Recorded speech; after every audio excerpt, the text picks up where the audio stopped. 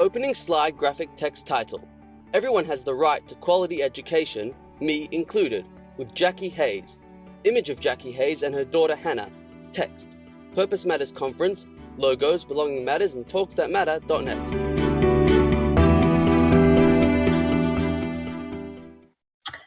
Thank you, and hello everyone. It's really great to be here.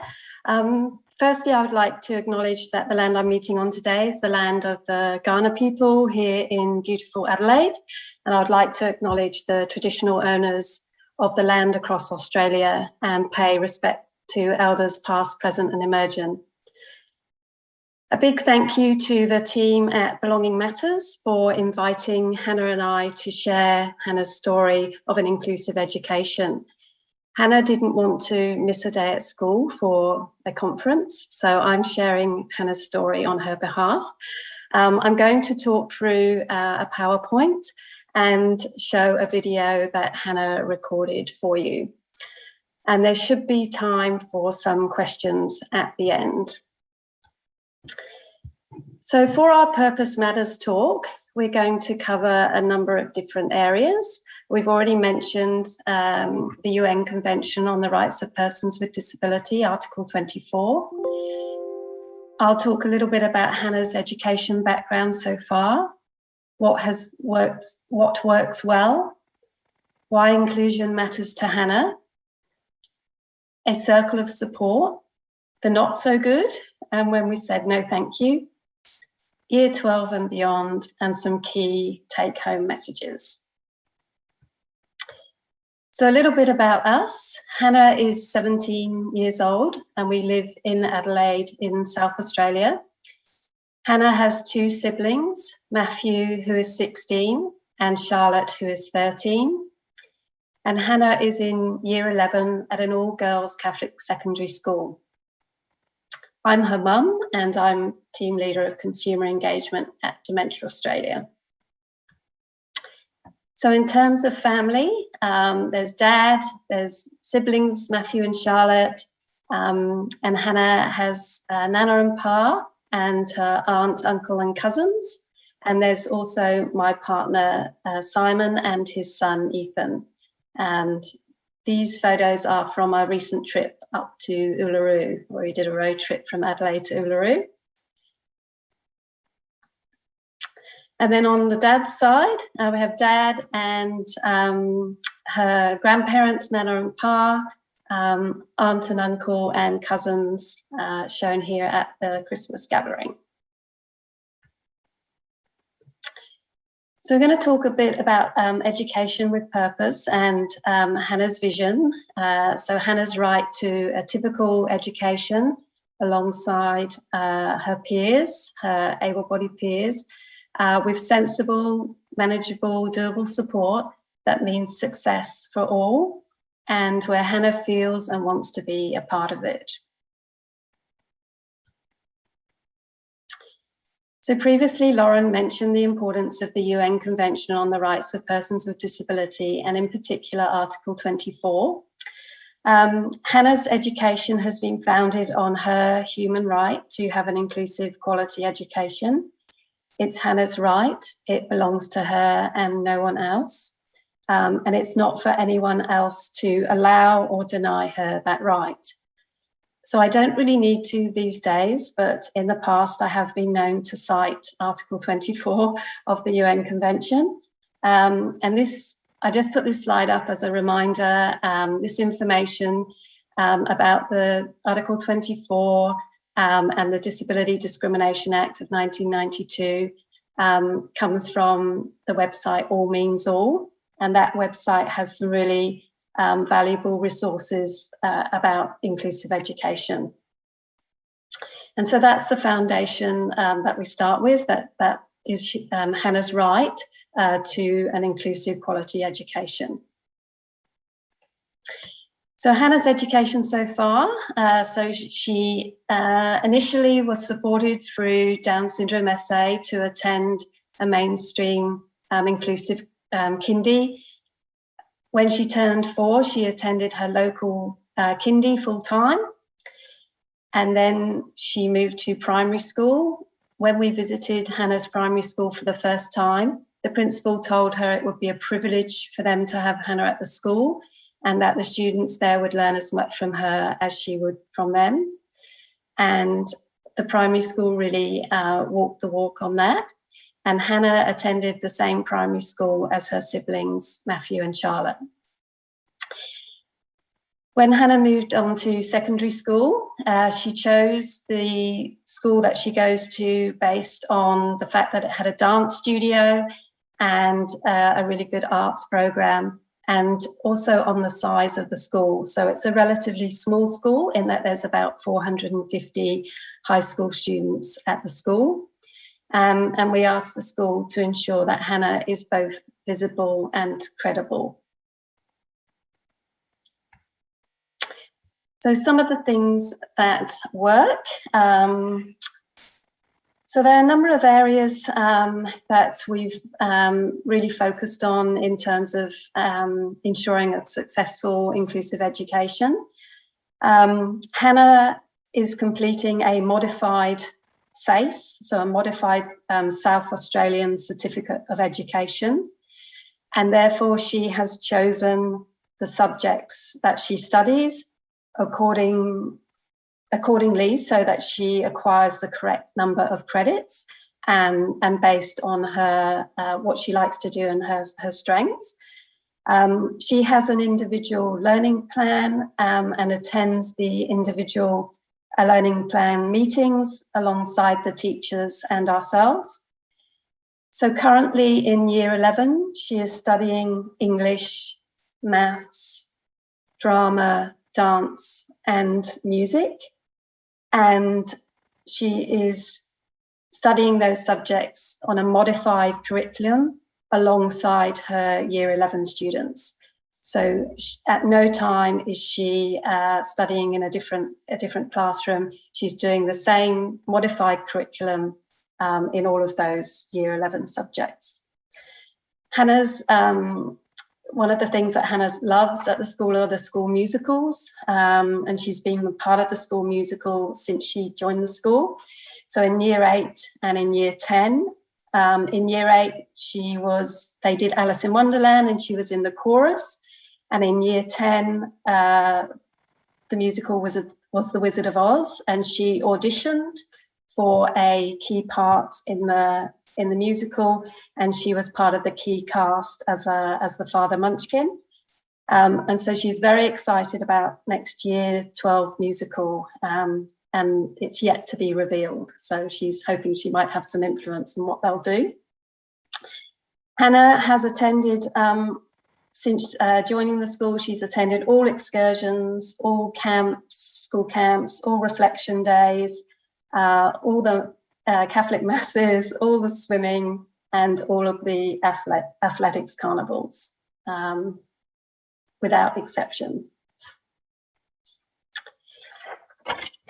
One of the most successful aspects of year 10 was Hannah's work experience.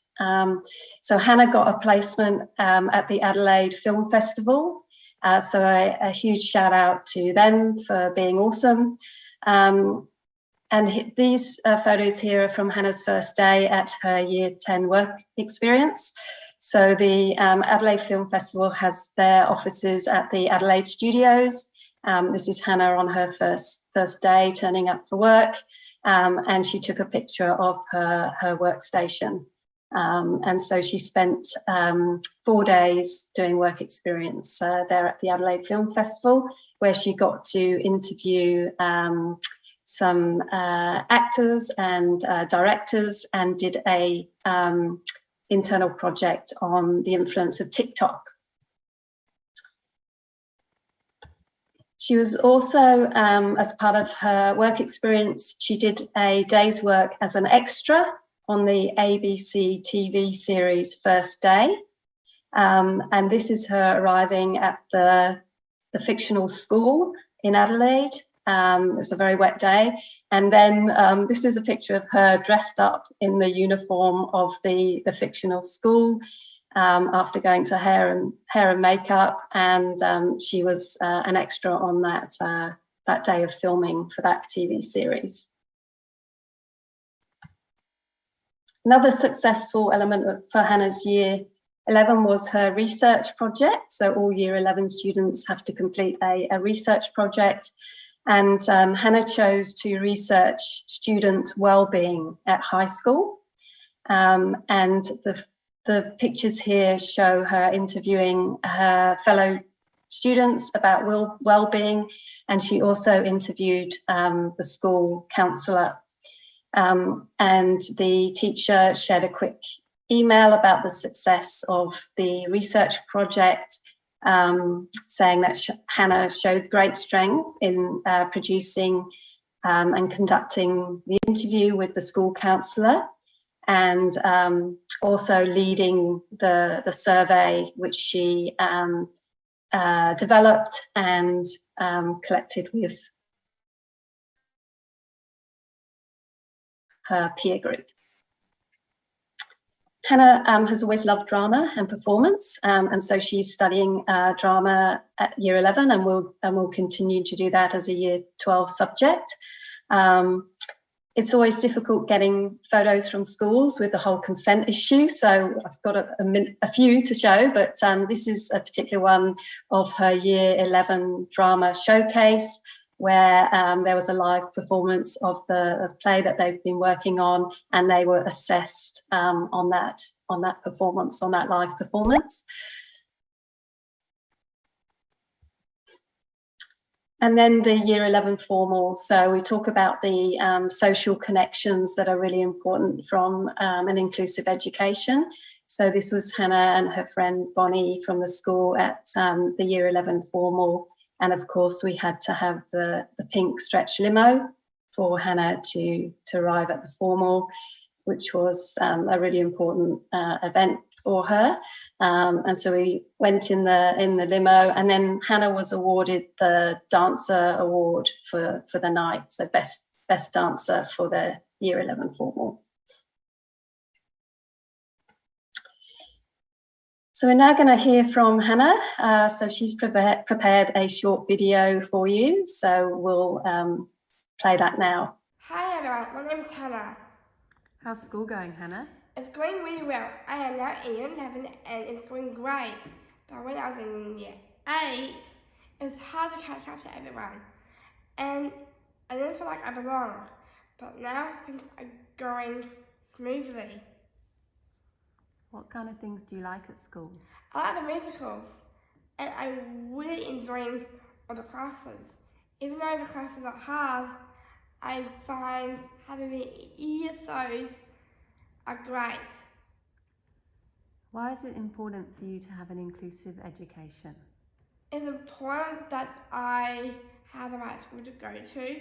I have the right to literally go to school, and I have the right to not be with people who have disabilities. I feel like it's important for me to learn outside my comfort zone.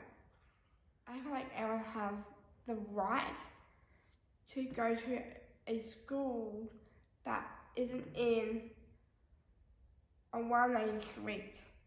I feel like it's not right for someone with a disability or with a nationality, with a different religion. I feel like we all deserve to go to the one school all together, because that's how you meet new people, that's how you meet different people, that's how you have life. Life isn't a one-way street. Everyone deserves an education, and also an inclusive education. Are there times when you don't feel included, Hannah? Only sometimes. Never, ever, never. I just feel like sometimes there is no support, or I just have a really bad day. And how do people help you if you are having a bad day? Oh, they help me by telling how I feel. I never feel like I should take my feelings away from the people that talk to me about it. I like talking about my feelings, and I hope you guys, whenever at a conference, should have that too. And Hannah, what are you looking forward to in year 12? I'm looking forward to the subjects that I picked. I'm looking forward to getting new friends. Just being an adult, like this year I'm turning 18, so it's gonna be great being at a different age and just getting ready to graduate. Have you got any other messages for the people watching today? Just get yourself out there. Don't hold back. Use your feelings, don't hide them, and make sure to stay honest and stay truthful.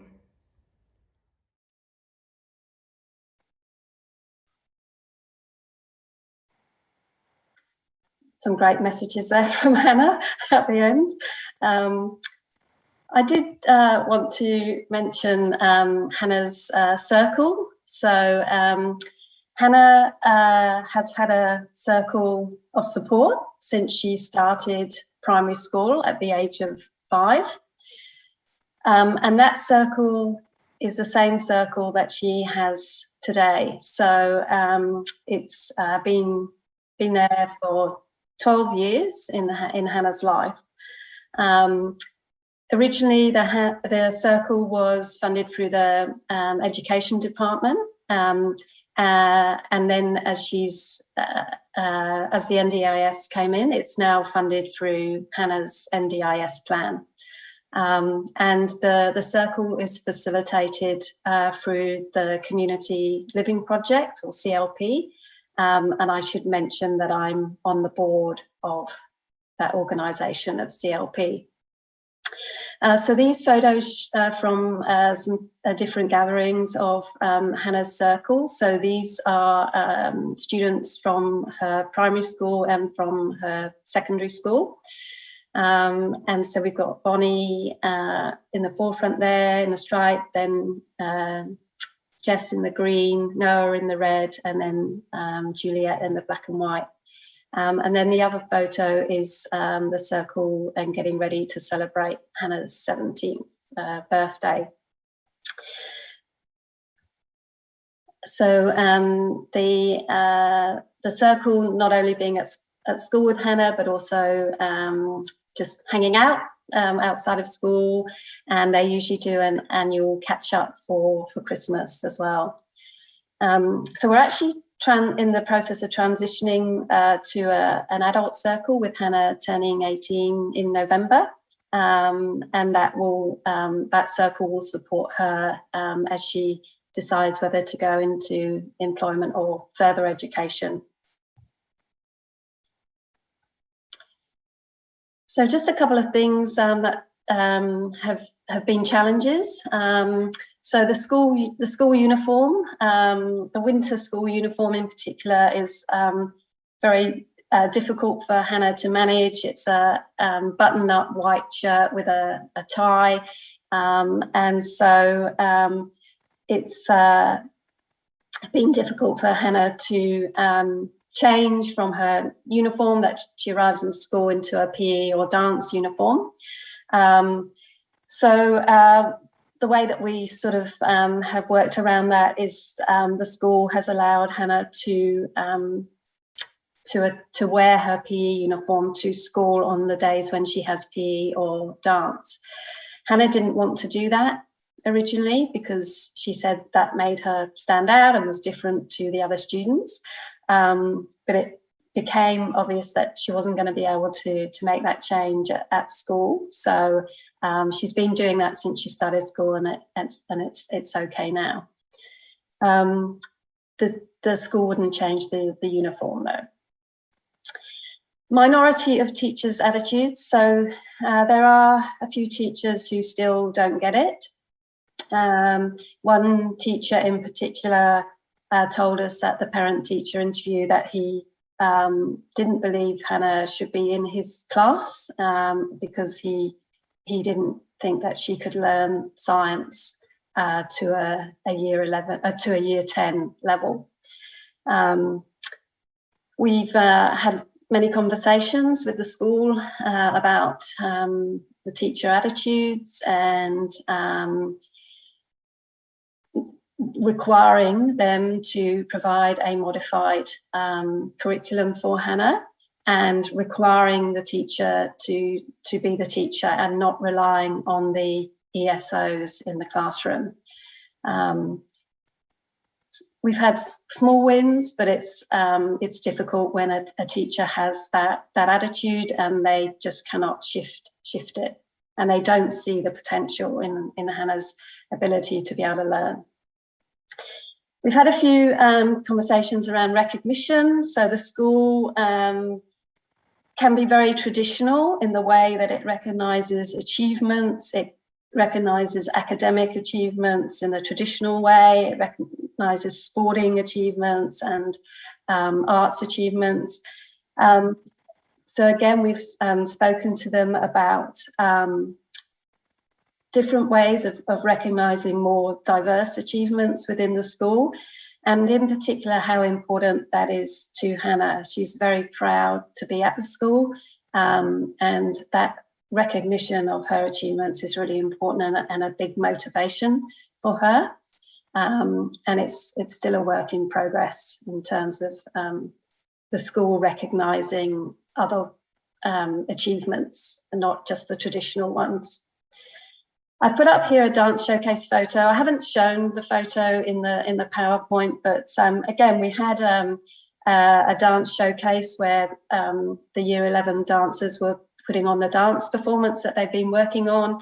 And in the programme flyer, they had a photo of Hannah's class, but because Hannah had been unwell and missed some of the rehearsals, she wasn't included in the photo.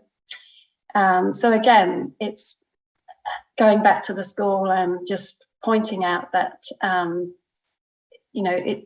Hannah needs to be visible, needs to be credible, and she needs to be included in a photo.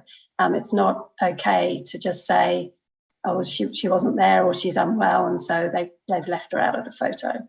So again, just calling it out when it happens. They seem like small things, but they're really, really important to Hannah's sense of being part of that. So I put it in here when we've said no thank you to things. So these are where we've had suggestions or things that have happened that we've been very clear aren't acceptable and that are non-negotiable. So the first thing was calling us to collect Hannah when things weren't working out. So Hannah spoke about in her video about having a bad day. We've said no to that from the beginning. So we don't call us. We will not come and collect Hannah from school when things aren't working out. And I'm not talking about, if she's sick or, had an accident or something, but it's where, she's just, things aren't working out. So from the very beginning, we laid down that rule, and the school has honoured that. We've also said no to the word meltdown in any reports, documents, or correspondence. I said to the school that meltdown is okay when you're talking about maybe a 2-year-old, but it's not appropriate for a 17-year-old. And so we've asked for that language not to be used in relation to Hannah. And again, the school has taken that on board.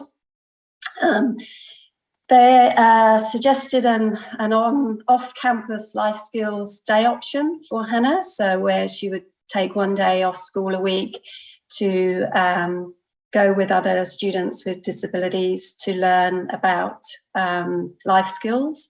That was promoted to us very strongly in the individual learning plans and programme planning for Hannah. And again, Hannah wasn't interested in doing it, and we didn't want her to be part of that. So we said no thanks to that. They also offered her an in-school work experience. So again, not being able to have a vision around Hannah and what she might be able to do for her work experience placement. And so they they suggested this as an option, so her just being at the school and doing some kind of role within the school. So again, that seemed to be a very limited vision of what Hannah might be able to achieve. And I think she proved them right when she did the placement at the Adelaide Film Festival. And we also said no to any individual learning plan meeting where Hannah is not present at that meeting. And at that meeting, she was able to talk about the teacher that I mentioned earlier, who basically said he didn't think Hannah should be in his class. And she was able to talk about how that made her feel and how she was really struggling with the subject because of the teacher's attitude and how everything was left to the ESO. And so that was a really important thing as well. From the beginning, Hannah has always been at the individual learning plan meetings. So some key take-homes. Invitations are one thing, but we've really focused on relationships, good relationships, so quality rather than quantity, and the number of relationships that Hannah has, rather than trying to galvanise more invitations to things. So the relationships are important. Communication and acknowledgement. So we have struggled with Sector, which is the platform for the communication. So we tend to bypass it a bit, and most of our communication is with the teacher directly through email. And I just respond really quickly to anything that doesn't feel quite right. And the teachers have been great in communicating with us through emails, and always taking the time to acknowledge the efforts of the teachers as well when things have gone really well. I've often talked about knowing your allies and keeping them on side and asking for that extra something if needed. And so that's true of the teachers within the school as well. I've mentioned calling out if it doesn't look or feel so good. And that takes a lot of effort, a lot of vigilance, I suppose, on our part. But Hannah will tell us when something, isn't good. And so we usually follow that up with the teacher, with the school leadership, and with the principal if necessary. The principal isn't the first person that we go to. We'll usually go straight to the teacher.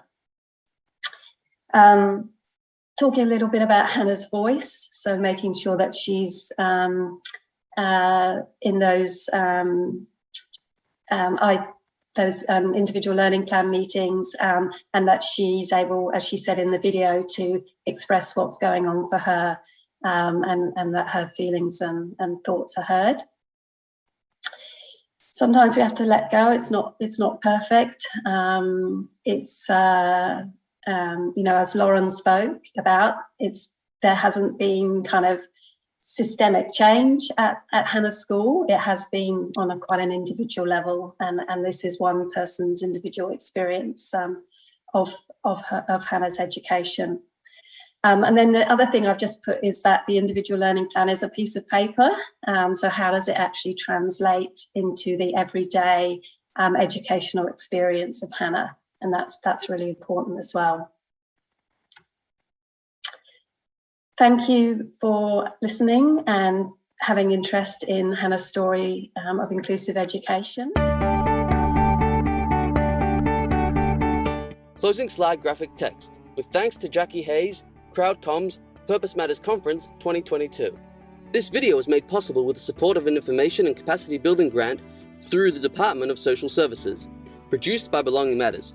Belonging Matters makes every effort to provide accurate and up-to-date material. However, information is subject to change, and our materials for reference only. This video was filmed on the land of the Wurundjeri Woi-wurrung peoples of the Eastern Kulin Nation. Logos Belonging Matters, talksthatmatter.net.